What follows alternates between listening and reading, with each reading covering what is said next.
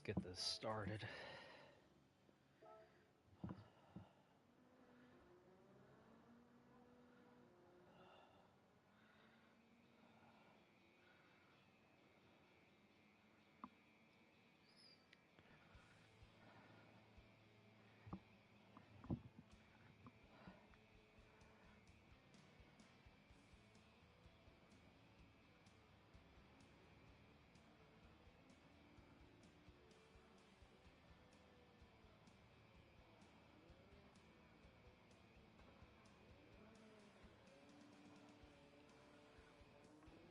Alright, let's see. Got streams up.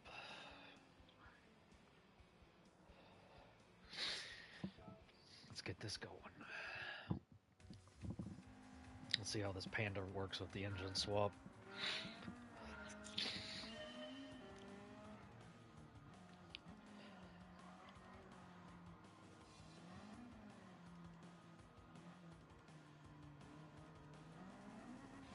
Ah, don't forget to add the bacon to that.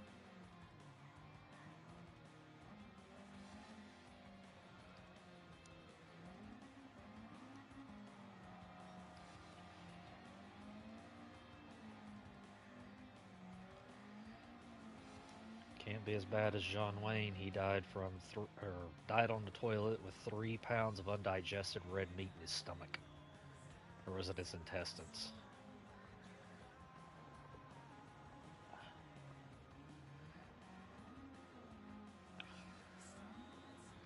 This thing does not handle.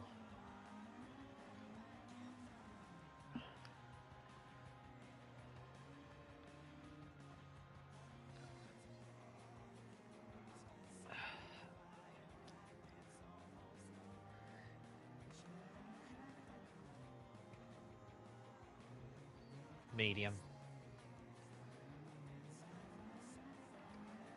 Medium. I should have tuned this for the new engine, but I didn't. Oh well.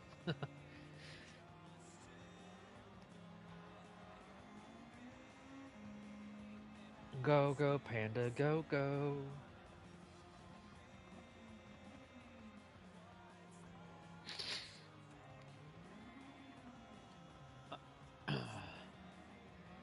Hopefully this stream doesn't take too long. I want to do something different.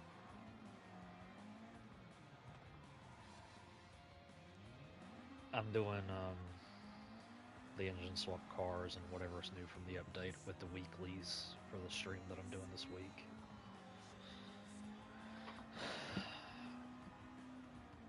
I'm doing the Panda with its engine swap right now. I should have tuned it a bit more because this thing is not having. Well, it ain't even that. I'm literally flying off the track because the thing can't turn. I still got the tune from the original engine, and it don't like it.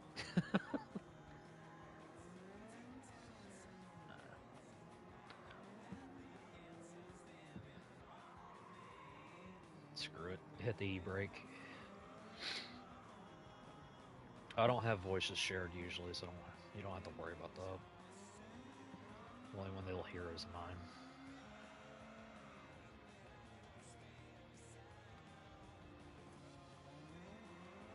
It's usually this late at night. Most people don't watch it. Some watch it the day after. I don't have a lot of people that watch it, but I do have some.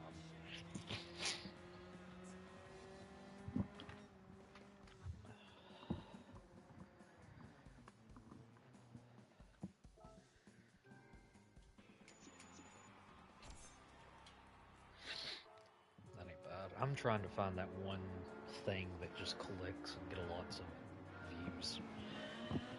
But who knows? I'll find it one of these days. Maybe.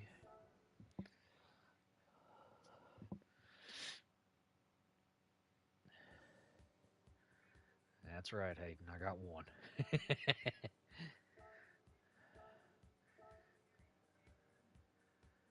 Alright.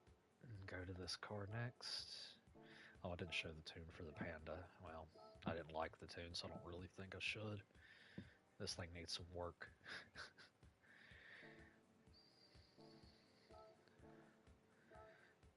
And I was turning and it was still sliding off the track. Now let's hope this engine swapped 205 GTI from Peugeot does better.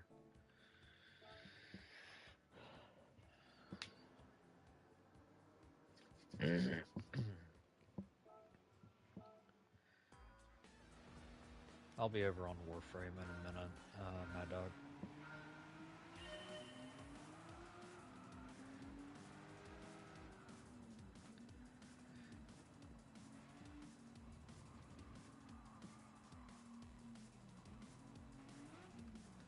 Supposedly, do you remember the SEMA Show award-winning cars from back in like Gran Turismo 5 and 6 that they still haven't added back? Well, the Audi TT one, the orange one, they're eventually adding it back. No, that was the like souped-up street car.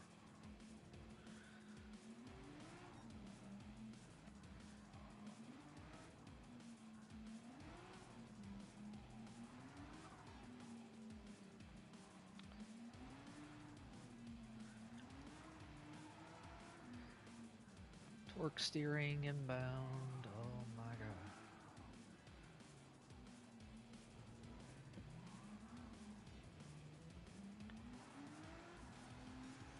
I don't mind front wheel drive cars, but they get under my skin sometimes. Uh-huh. I know the only front wheel drive I ever drove and had in real life, and I drove it for a while, was that 1998 Oldsmobile Cutlass Sierra SL. It was an interesting car.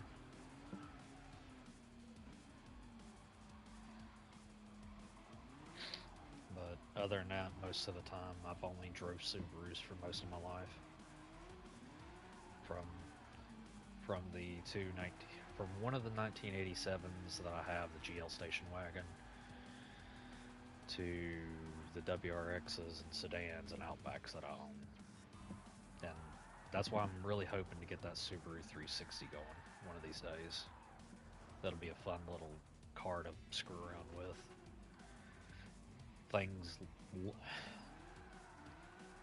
Damn thing's smaller than a damn Fiat. Geo Metro. Good lord. Alright.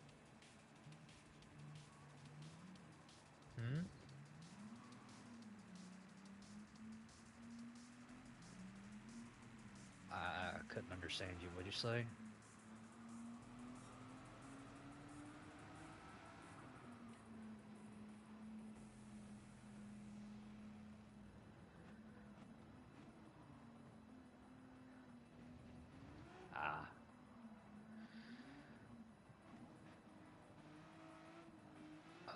Should be that should be the start of the Hawkeyes, right after the Blobs. Which, if I remember correctly, they stretched from 2003 to 2005 with those, and then 2006 to 2009 was the Hawkeye. Because I got those, they changed over to an eye that's or a headlight that's similar, but it's not exactly the same. Like they're close to the previous one, but not exactly.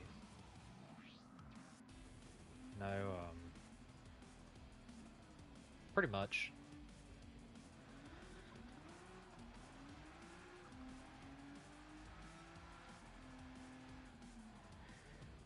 The WRX hatchbacks that stretched from like 2008 to 2014, they tried to keep them similar. I mean, hell, most of the body panels switched between them pretty well. It's just the front halves with the headlights changed the most.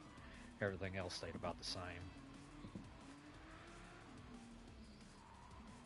The ones I own, I have a 1963 Subaru 360, two 1987 GL station wagons, one 2002 WRX STI Bug Eye, you know, the round with the red headlights, one 2004 Baja, one 2004 Forester, One '06 Impreza sedan, one '08 uh, Outback, one 2009 flat six Outback, this 3.0R, and let's see, am I missing? And then the 2012 WRX.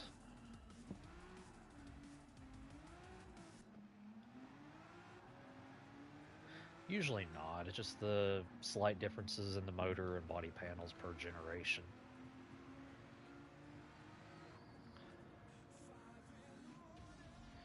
Some people suggest staying away from the 2015 models of WRXs because their motors have a tendency to go boom. Yeah, that. I know if you torture any Subaru, most of the time your head gaskets or something's got to go boom. If you actually respect the car, do the actual engine maintenance and every damn thing else, you'll never have that damn thing ever blow up on you. You'll be fine. Change the oil, do the proper maintenance, yeah, the damn thing will do just fine. Don't rev bang it to high hell. Do actually get it up and go from time to time, but never rev bang it.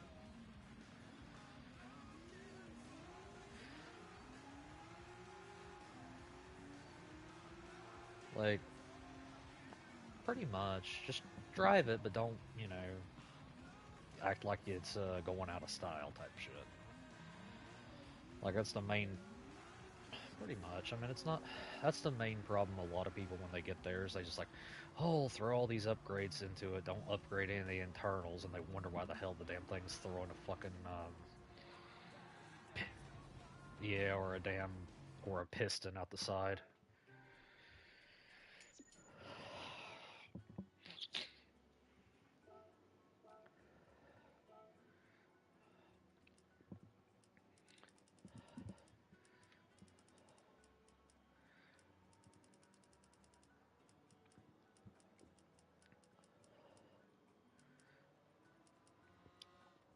Like, most of my Subarus I've owned for 10 plus years or more, and they've done fine. Hell, some of them I've actually got up to damn speed, and they do just fine.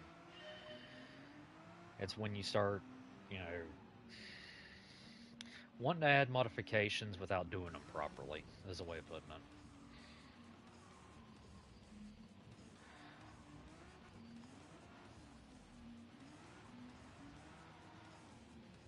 Like hell, until the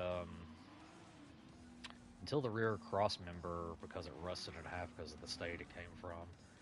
But until the rear cross member of that 1987 gave out, the damn thing was still running, and that was back in like 2013, when the rear cross member rusted out. I still got to replace it, but other than that, the damn thing did fine.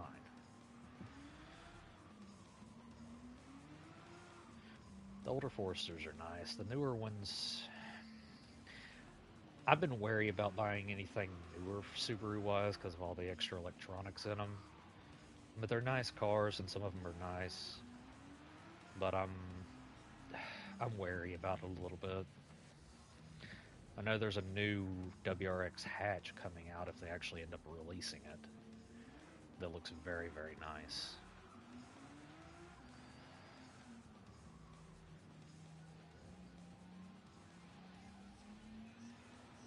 Yeah, they got two concept designs they revealed. One is a complete EV WRX, and the other one is the Boxer motor.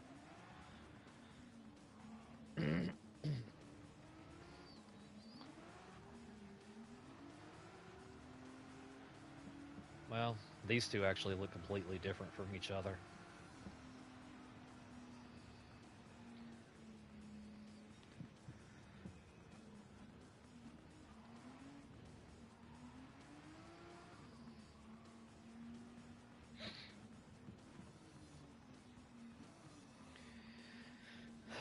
I had to modify the tune on this 205. It just was not turning either. I had to raise the ride height of the car quite a bit.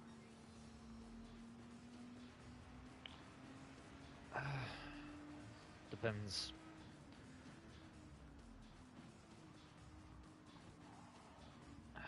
Yeah, usually like Impreza versus Forester is usually going to be like that. There actually are Foresters that they've made that they don't really hold the STI badge or anything like that, but they actually have race upgrades in them as well. There's actually a couple year models that were sold with Brembo brakes to begin with. Yeah, but those, yeah, came stock with Brembros.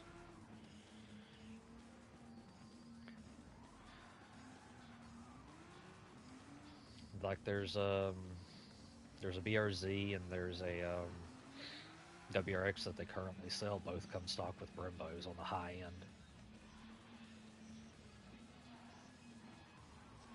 I mean, Brembos are nice. I like my EBCs that I have on some of mine.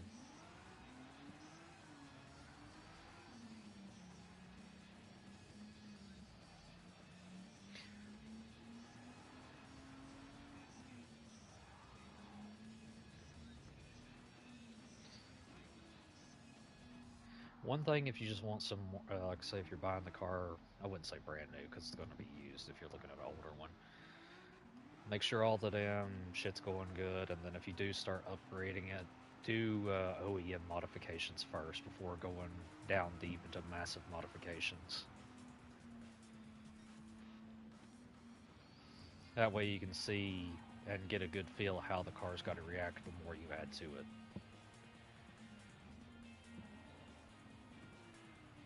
Honestly, basic upgrades, in my personal opinion, brakes, brake calipers, brake rotors, exhaust system, suspension, and then worry about the actual full motor later.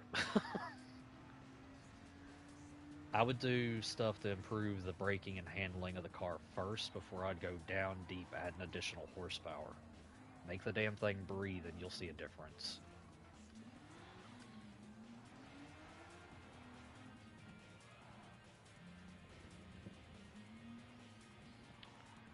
Because like that 3.0R flat 6 I have in that Outback, um, I just have damn racing or semi-racing brakes on it. And honestly, I don't need much of else because I can get it up to about 140, 160 on its own. That's with its natural horsepower. But I'm eventually going to replace the suspension, upgrade the brakes again, replace the exhaust system so I can breathe a little bit more, and then from there, I'm thinking maybe get tuned to ECU. See if I can get a little more power out of it naturally before I start upgrading the internals.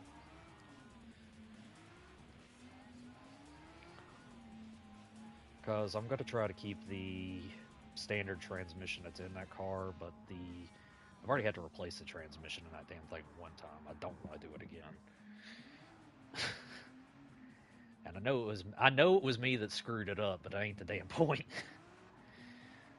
um, but it's an automatic transmission, but it has a manumatic mode where it's acts like a manual where you can shift it out and on yourself. It's not a CV. It's not a CVT, but it's like a, how do I put it? If it had paddle shifters, it'd work the damn same. Kinda, but it pretty much. But too many damn times of going and downshifting too damn soon screwed it the fuck up. But I mean, granted, it had about 140,000 miles on that transmission anyway, so.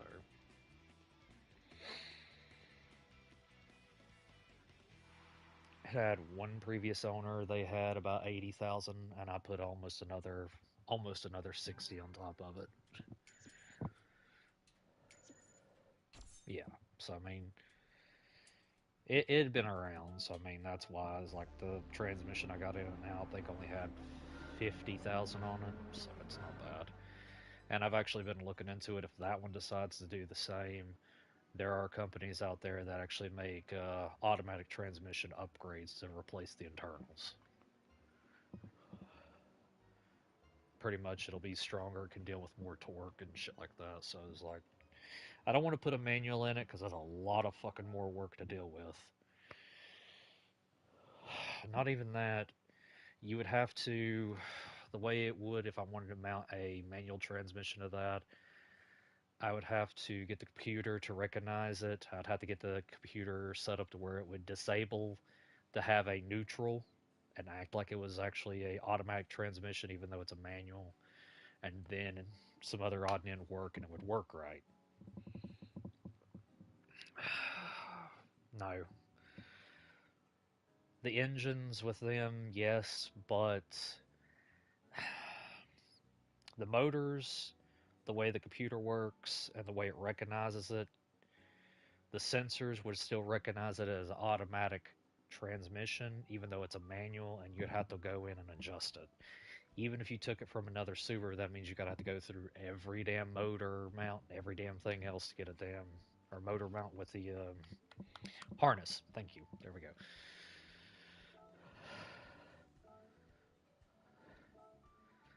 Yeah, it's a lot of excess BS to deal with. That's kind of what I'm gonna have to deal with when I'm putting. There's a flat six I'm looking at putting either from a Porsche or another Subaru into that O2 Bug Eye, but I need to find a six-speed transmission and the axle to rear axle and shit to go with it. I got a standard four-cylinder motor that can go into it already, but I want to try something different since it's basically just a roller at the moment.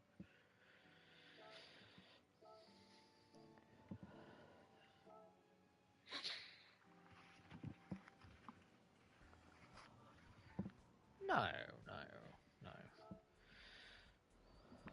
no. It's all about the same when it comes to spark plugs and stuff. It's just the other odd and end mechanical stuff, like say with the CV axles and joints and all that.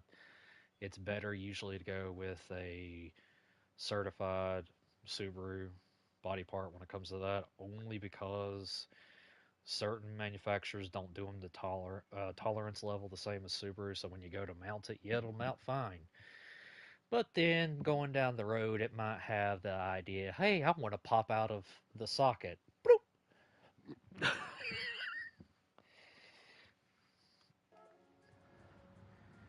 Not every manufacturer has things set up to spec properly for every individual Subaru. Yeah.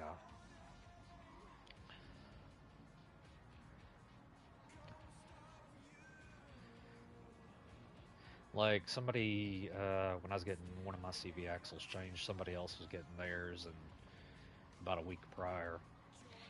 And this is what I was hearing from the mechanic I talked to and stuff like that. Anyway, yeah, they tried to do an aftermarket one. About a couple hours later, the dude came back like, "Oh, it's scraping in this." Yeah, the whole thing had came out and broken half. Yeah, and it's like so they whenever they order the parts, they have to make sure it's from Subaru. At least if it's a stock OEM part going back into it. If it's some kind of specialized part, you better hope the hell it damn fits and does what it needs to do. Like, one of the main reasons why a lot of people don't want to work on Subarus is mainly because the damn motor. It's a cramped compartment with those damn flat boxers. They're good motors, but not a lot of people know how to work on them, and they're not really. They're finicky, is I guess the best way to say it. If you don't know what you're doing, you are gonna fuck something up. It is. It's a very. It's almost like working on a damn Porsche. I mean, they're really identical for the most part.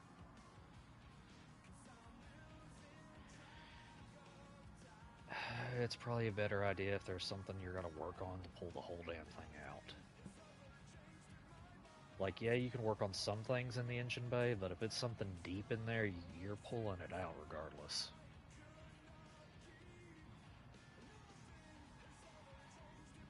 Like, it's a damn tight, on most of the Subarus, it's a tight squeeze. Especially depending on the year model. There's some worse than others.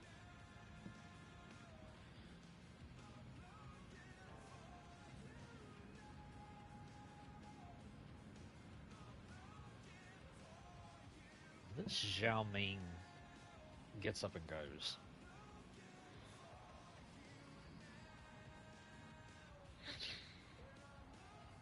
Oh, and I will say this. Uh, Never turbo a non-turboed Subaru. Just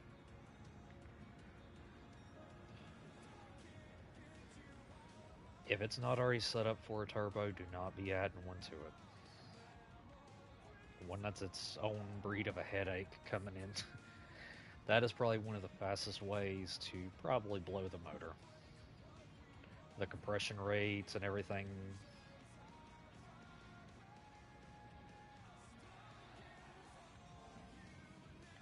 Like, it's like that flat six out there. It's naturally aspirated, but its compression ratio is like 12 to 1.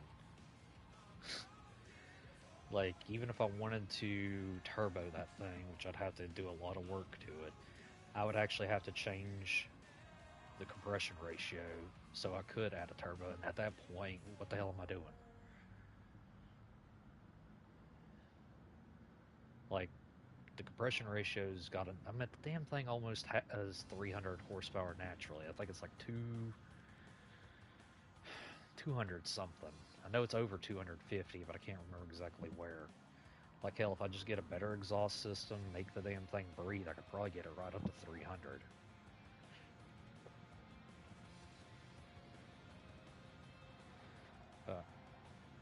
Breathing is very important for a lot of vehicles. More than what some people think. But no, I know somebody, and I know a lot of people end up like, oh, it's a standard Subaru. Oh, it didn't have a turbo. We can put a small one on it. No, don't do that. You're going to end up. The ones that have turbos are already designed to deal with it with their compression ratios. You get one that's non-turbo, you probably got to blow the damn gaskets off the damn thing.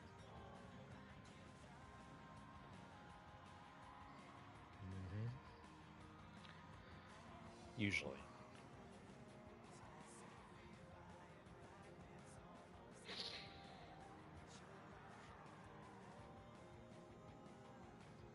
Right.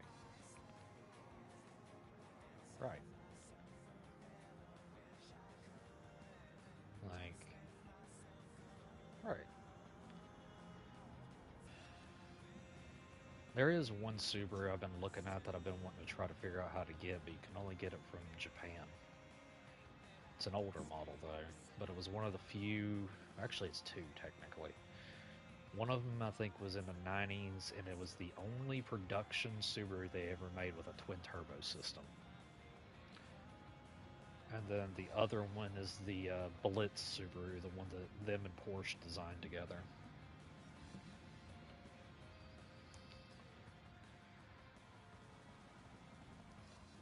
Like, there's tons and tons of special model Subarus throughout the years.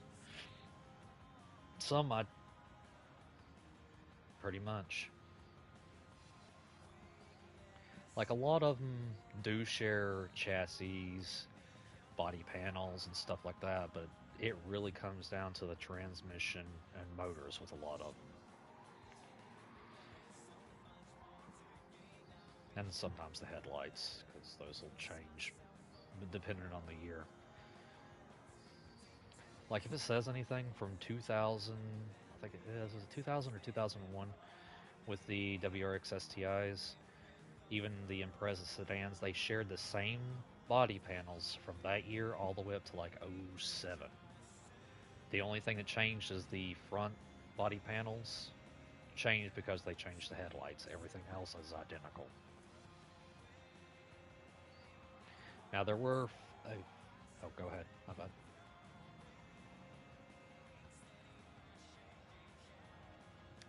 There are a few things that changed, but it's so minute, like the fuel pump, some of the wiring harnesses changed depending on the year or the model, but most of the body panels, everything else, interchangeable.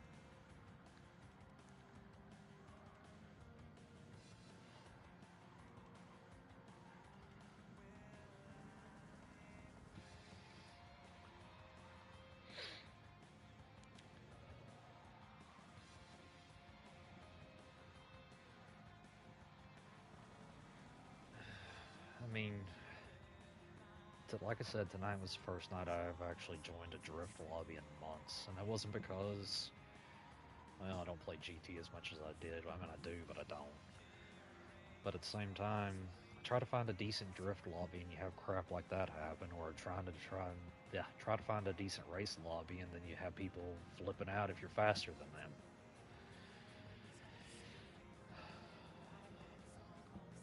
Pretty much.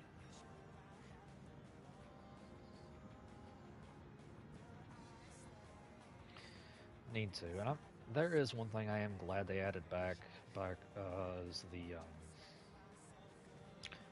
the aspiration and the ability to change the lobby to where it's FR, MR, RR, all that. I know I missed those options from like GT5 and 6.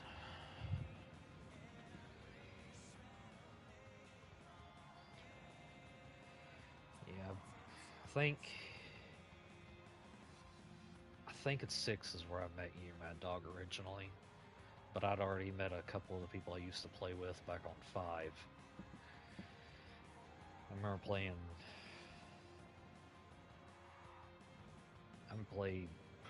played every Gran Turismo there is.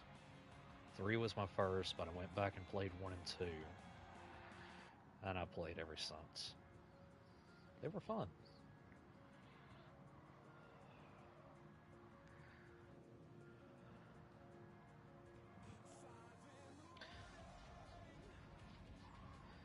Remember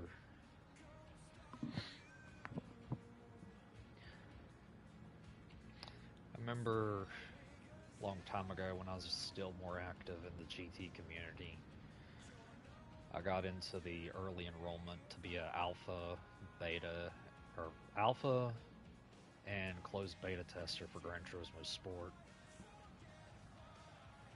And good lord, the physics from the alpha, the closed beta, hell, even the open beta just changed drastically because me and other people were giving input on what they needed to change. They took the damage physics out because the car companies didn't like seeing their cars wrecked.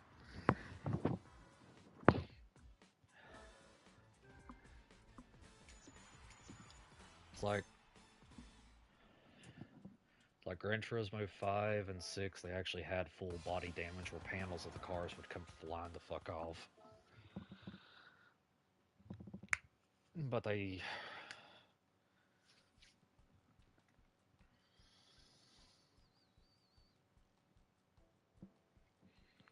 Yeah.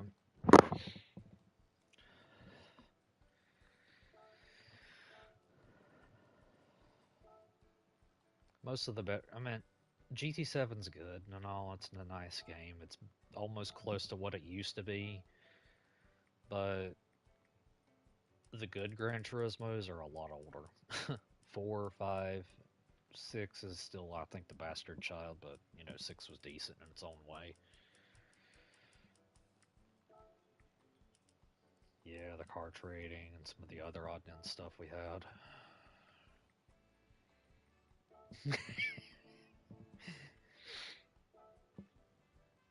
It was right near the end where they had hacked.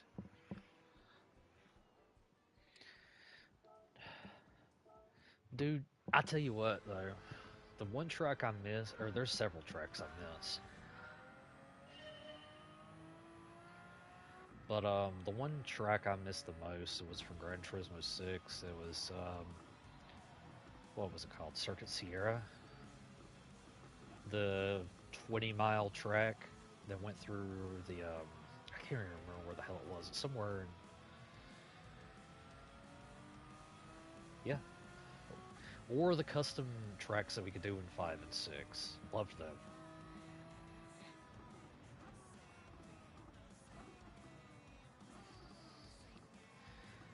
But I do miss some of the older tracks like Red Rock Valley, Special Stage Route 5, Special Stage Route 11, both versions of that. Special Stage Route 7, um, Midfield Raceway.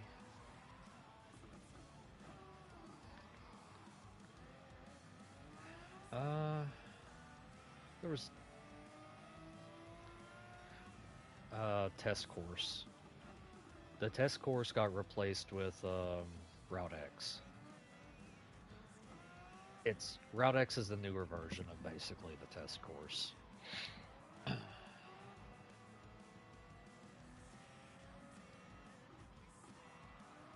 Hell, something that'll probably chap your ass is all the old cars from the old games are still in the game files. All the old tracks from the old games are still in the files. But they got them embedded in because they're only, if I remember correctly, they're only there because they're wanting to update all the tracks and the cars slowly. At the same time, they are weighing in options on whether they want to add them and not because they're still trying to get their license back from the FIA.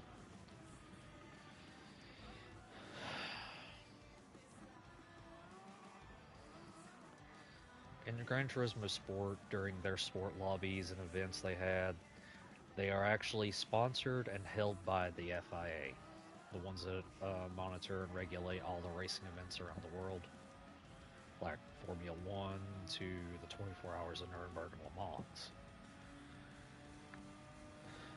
But when GT7 came out, they took away their sponsorship. GT still wants to bring back enough real world investments and real world tracks and other things like that to try to get the FIA back in board, but it's been 5 years. When did 7 come out? 2022? It's been 4 years and they still haven't got it, so doubt it's coming back.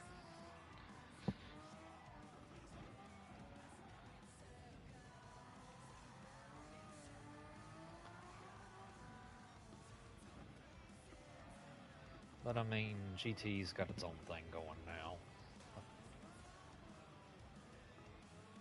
It was going to come out in 2020. Didn't. It got pushed back to 2022 because they needed to make a PS4 version of the game. Because no one could get a PS5 at the time. And COVID.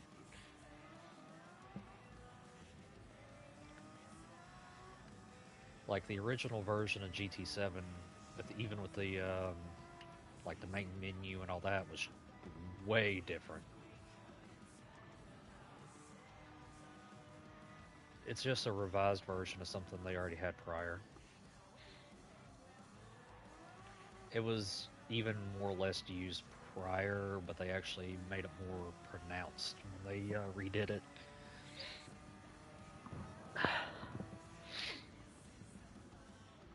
If it says anything, the way it was set up before, you actually had to go to the individual tracks in the main menu system to actually access it. Now, I'm pretty sure you can just go to the multiplayer tab and go through that menu to get to it. Still the same system, it's just they changed it. It's just a quick, they host them, and then other people could host them. They were just quick play lobbies that you could go into, like arcade mode.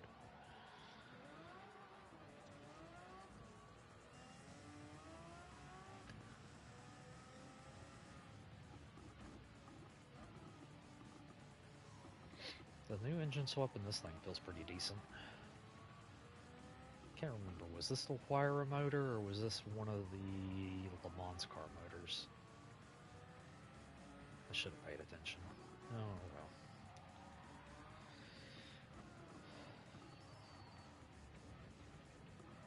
I got too many hours in this game. It's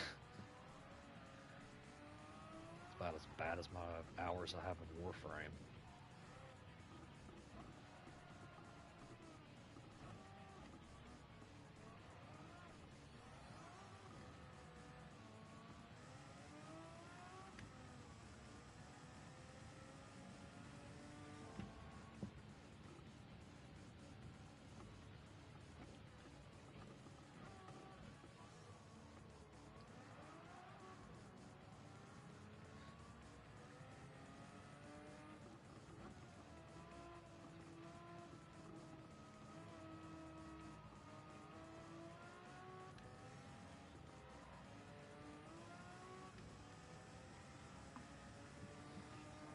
One day I hope they add back the X2011. I miss it.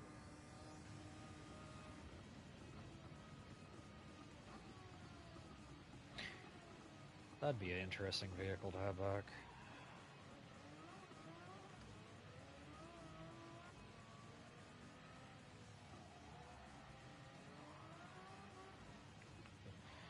Dude, there was 1,400 cars in 6.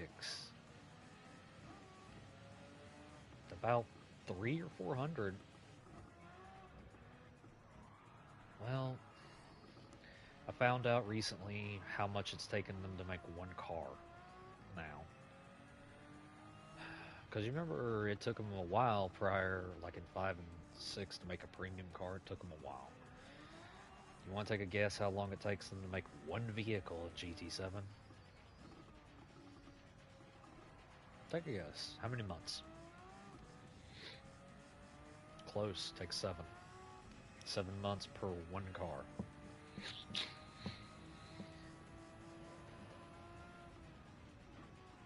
Because of the amount of detail they want to add in.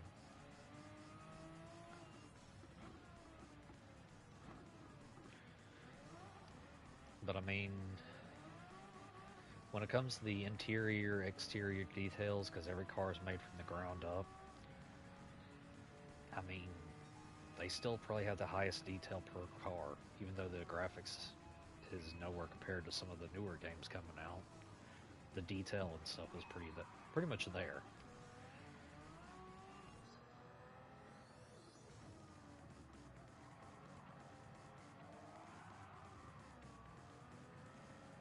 Yeah, that's why the PS5 version of this game is actually a lot.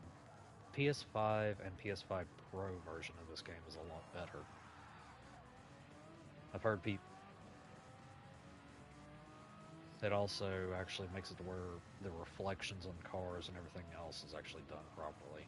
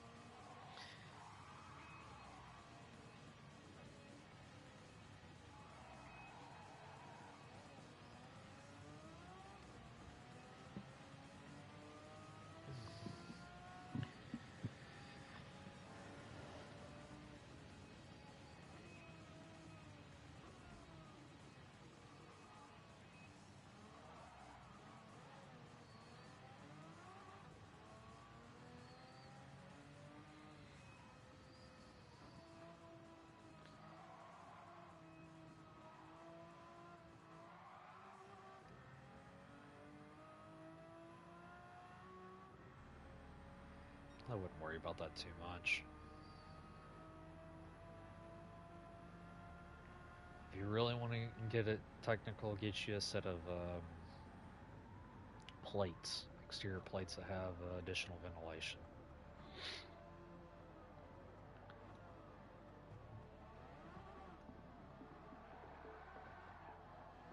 You got the split frame model.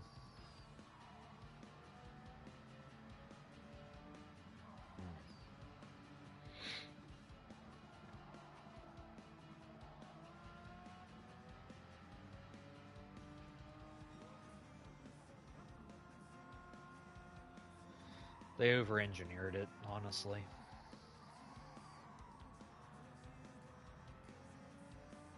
That's what I got.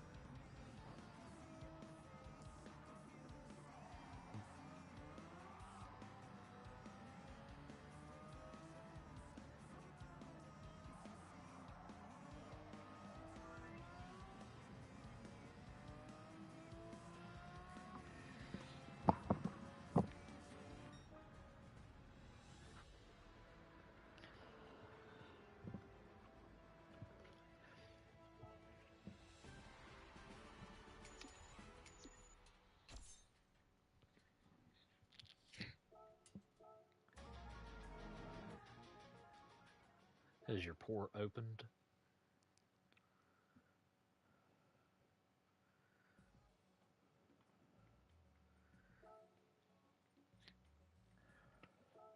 You'll have to go into the internet settings and change it.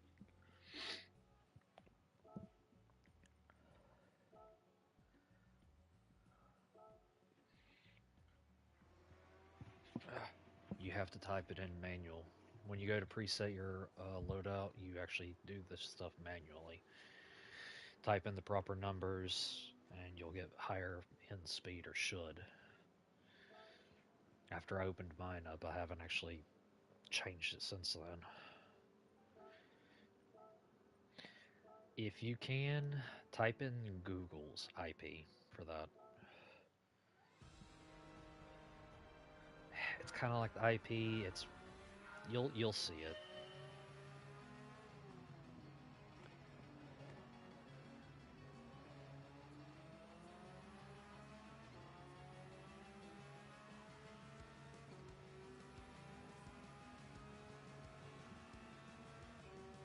This new Porsche race car is the dumbest thing.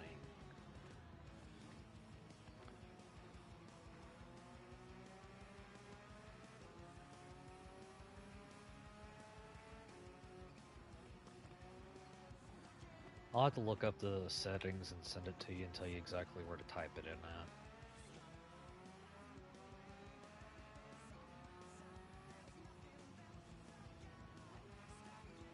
See, because if I run my standard manuals or standard preset settings that the PlayStation comes with, I would only be getting like 600 or less. When I'm running the special manual typed in settings that I have, I get almost my full internet speed.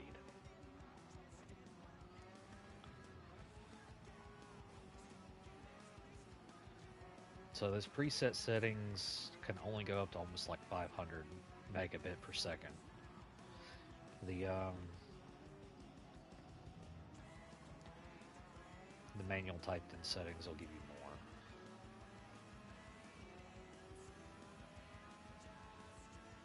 Take care. Try to.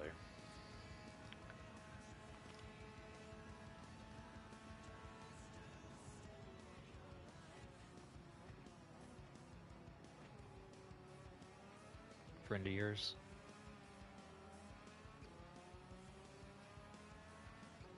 Hopefully they are better than the previous one you've had. It's kind of one of those things we'll see.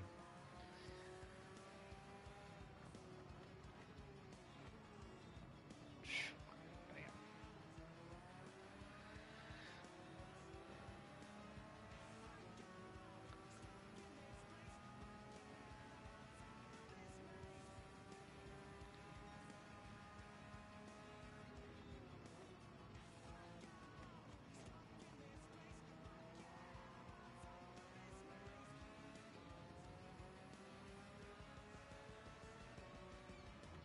I'm almost done. I'm on the final race. I'm using the new Porsche. Yeah, this thing is bad to the bone fast. Yeah.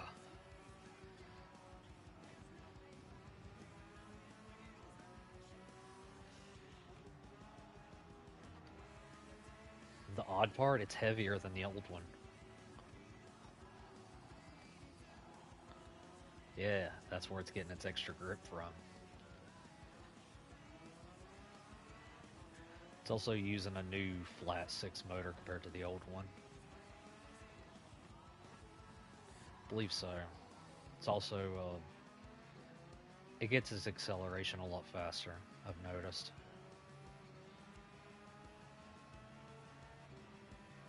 It's fixed aero. But the model that this comes off of has the active aero. The actual street model. Yeah. But if you actually buy that street one that has the active aero, the 2022 model, I'll tell you this hands down, engine swap it with the 2020 motor from the other Porsche. It's about a...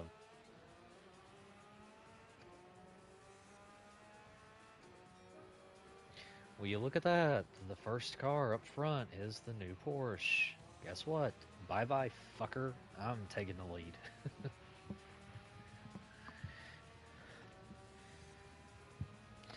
No, but both, I will say both of these cars have the same damn issue.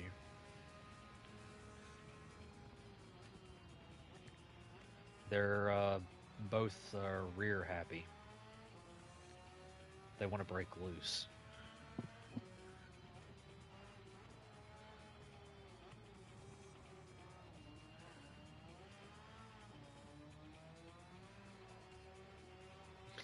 Same for this Porsche and same for that Group 3 Ferrari.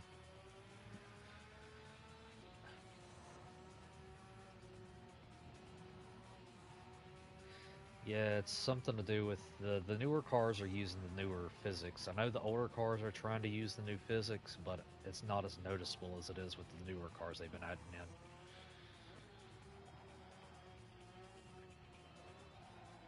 Because you gotta think, the newer cars were built on the new physics. The older cars are still, you know, transitioning into the new physics engine, if that makes any sense.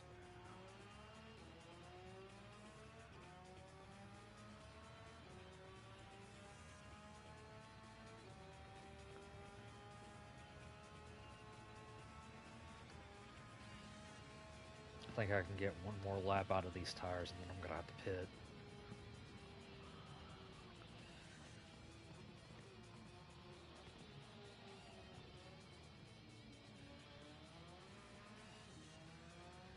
Issue I'm having is whatever the tire wear is on this race. Yeah, it's pretty bad. And this car being loose is not helping the managing the tire wear to begin with. Granted, I'm also pushing the damn thing hard.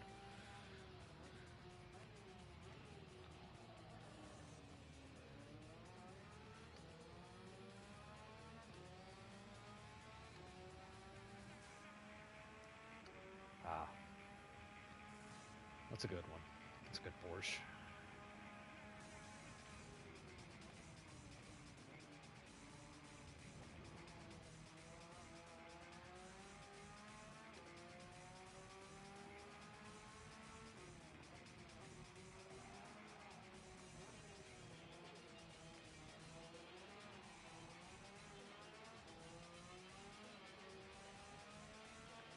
Why?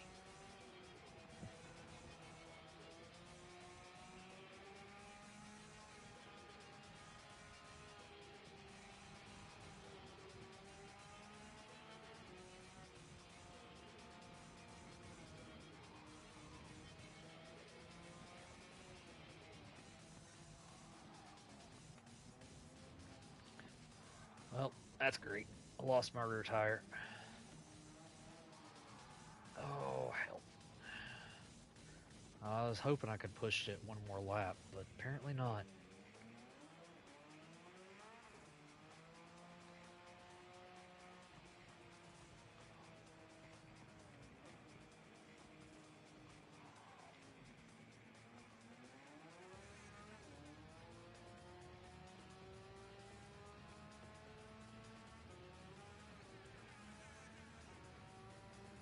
It's wanting to pull to the right.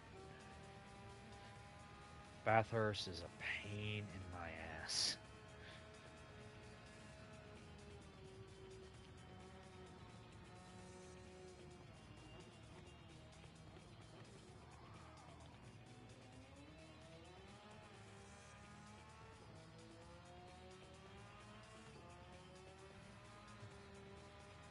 Wonder if I got any mids that I could put on this thing.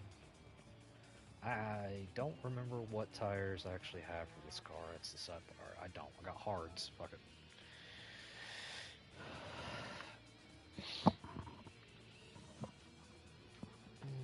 Softs were just melting.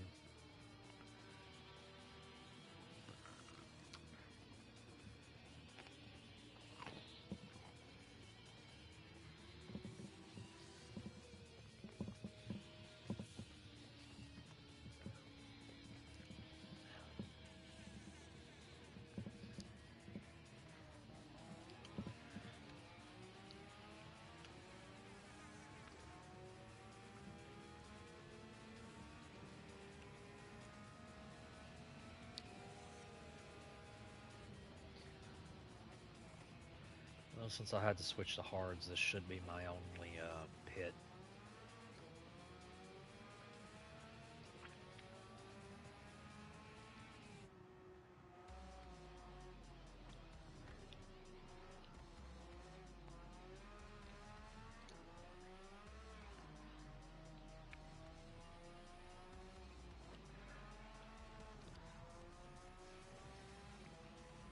I can usually make hard stretch depending on the race all the way to the end and depending on the car.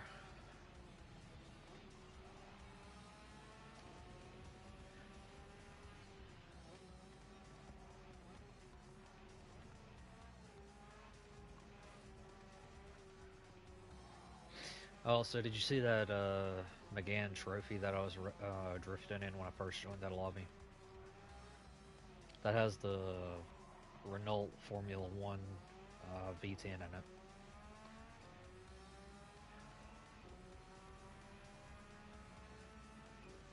Salty about what?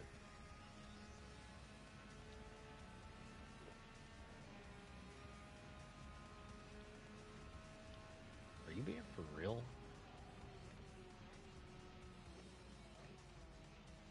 What? Dude, I'm on a controller, right? I wasn't drifting better than them, that's for damn sure. I don't think. I don't think. I don't know.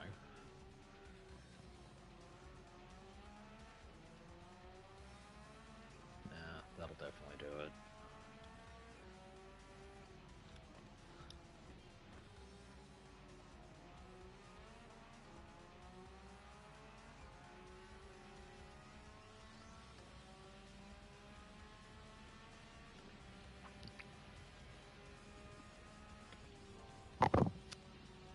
I don't know. That was a damn, even drifting, that was one hell of a damn lap time I set there.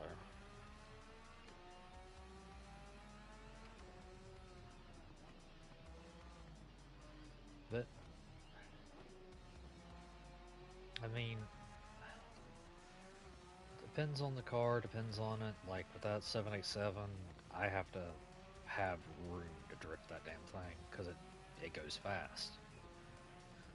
Like it drifts, but it goes fast, so I can't really have anybody in front of me and I can't tandem. Now there's certain cars that I have that drift fast, but if I do it right, I can tandem with people.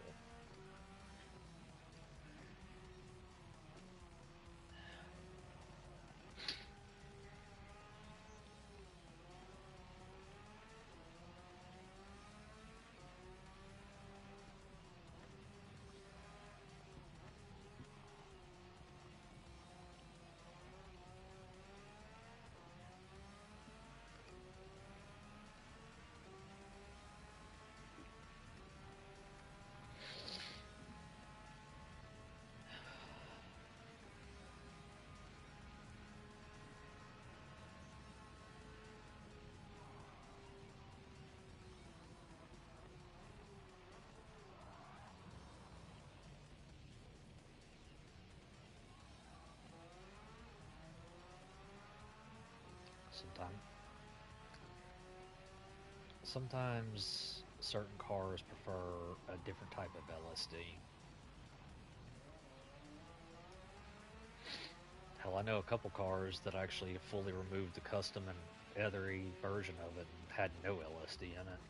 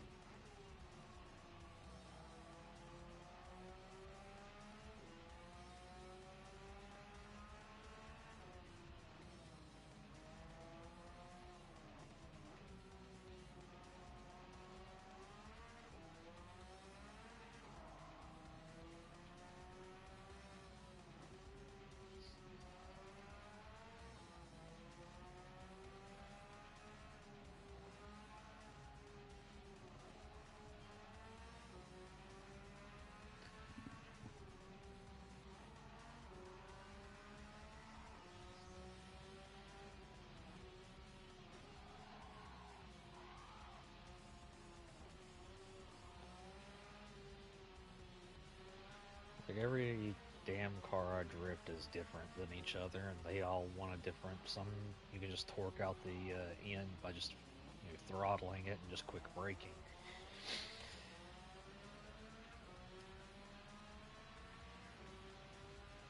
Yep. You can't though. Every car is. It's like a. It's like a tune on some of my races or some of my cars. Every car is going to have a different tune. Every car's got to handle different.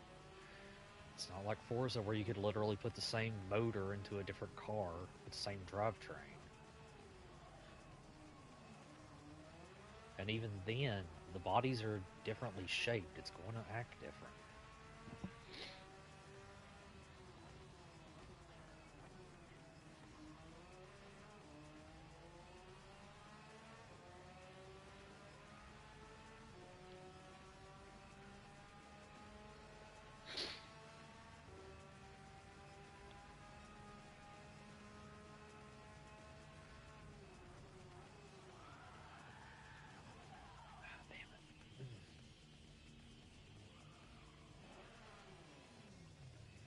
Drove them for most of my life is a better way of putting it.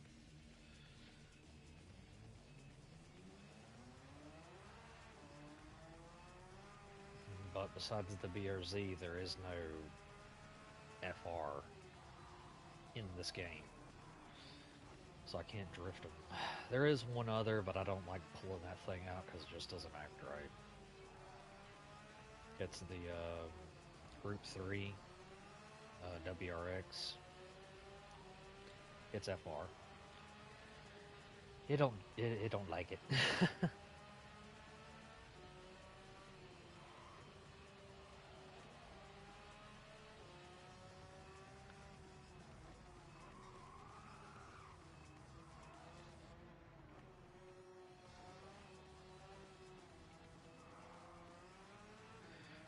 There actually was a purpose-built drift Subaru in the older games. Yeah, I don't touch that thing with a 10-foot pole.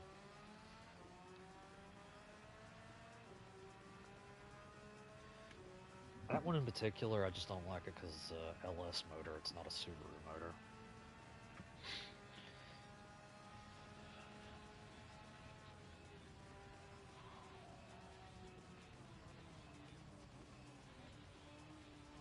I would have been happy if it had been a Porsche motor, because at least it still would have been a Boxer.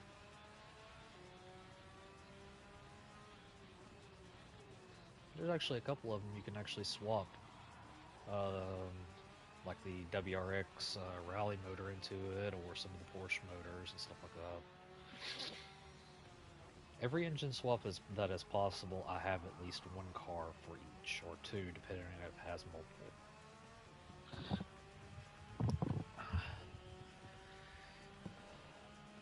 And then three if I like the way the car feels without the swap.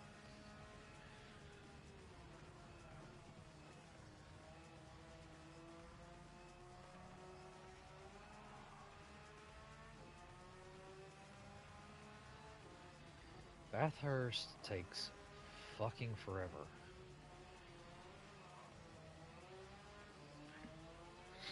Up and down this mountainside. Like, good God.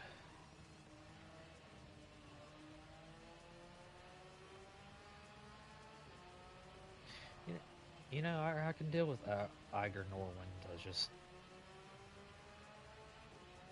Yeah, that way kind of is a pain. Going up it instead of down it.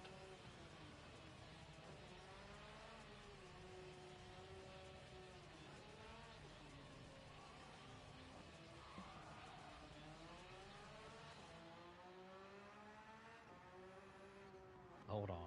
Let me finish this and I'll tell you which is some of the good ones if you're going to do one of those.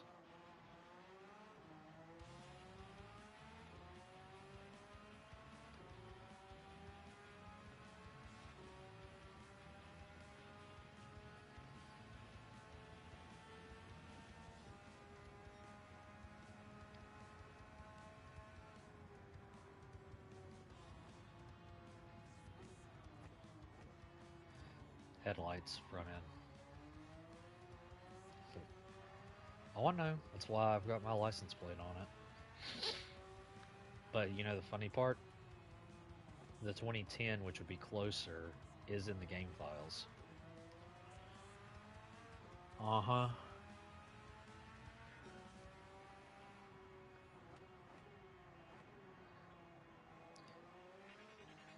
It's like technically that 04 is identical to my 06. It's just the front end with the headlights.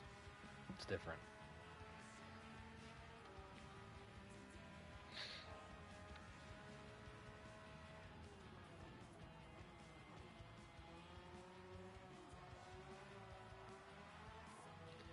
It's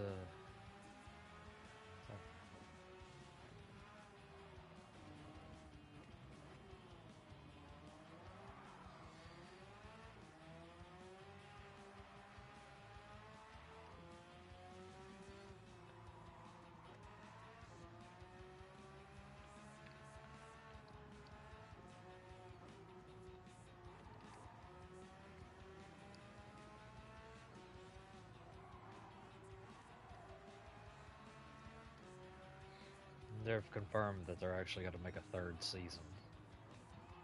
But you know what I really would like? A new game. If it says anything, Carmageddon has just came out with a new game.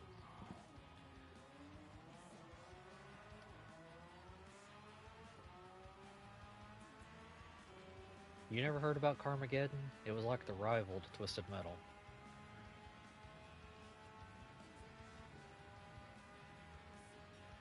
Yeah, like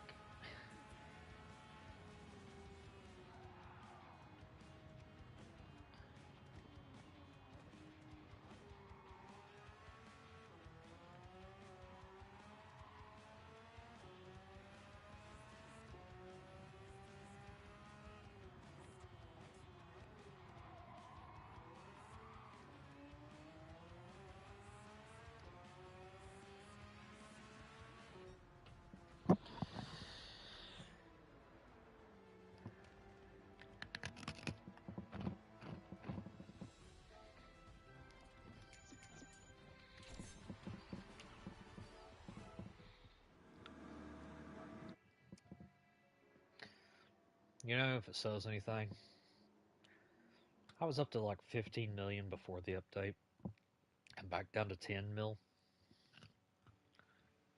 A lot of swaps.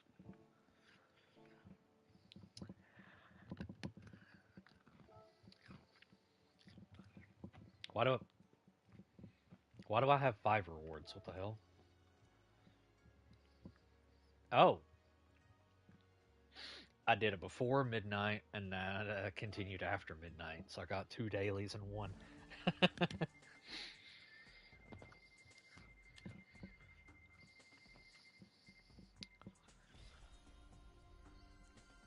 A lot of the new engine swaps and a lot of the new cars feel very nice.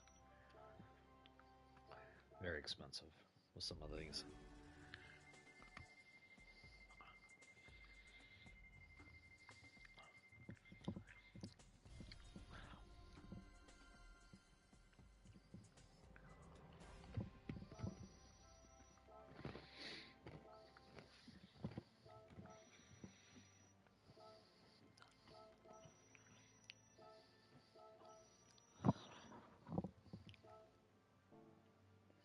All right.